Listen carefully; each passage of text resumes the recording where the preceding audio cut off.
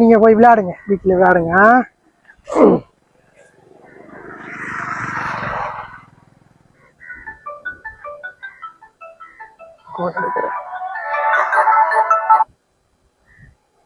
Hello,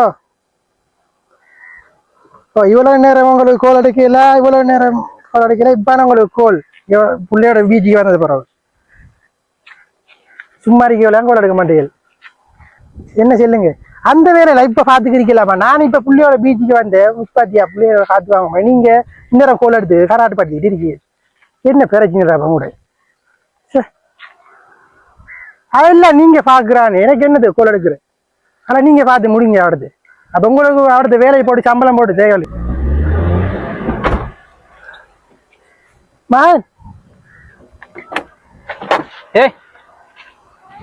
ஏய் தம்பி, உங்களுக்கு ஒண்ணும் விளங்குற இல்லையா?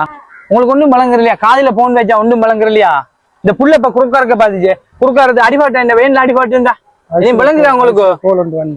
இனி விளங்குதா உங்களுக்கு? இனி விளங்குதா? நீங்க பிஜி போனாலும் அப்படித்தான் இருக்கீங்க, பஸ் ஸ்டாண்டுக்கு போனா அப்படித்தான் இருக்கீங்க, ட்ரிப் போனாலும் அப்படித்தான். புள்ளைய பார்க்க இல்ல, எங்க போனாலும் உங்களோட கவனம் இல்ல, கவனம் இல்ல.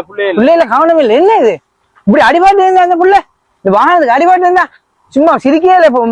இதை போன பார்த்து பார்த்து பார்த்து பார்த்து சிரிச்சு பேசுறது. இந்த புள்ள போயிருந்தா க்ளோஸ் ஆயிருந்தா என்ன இது?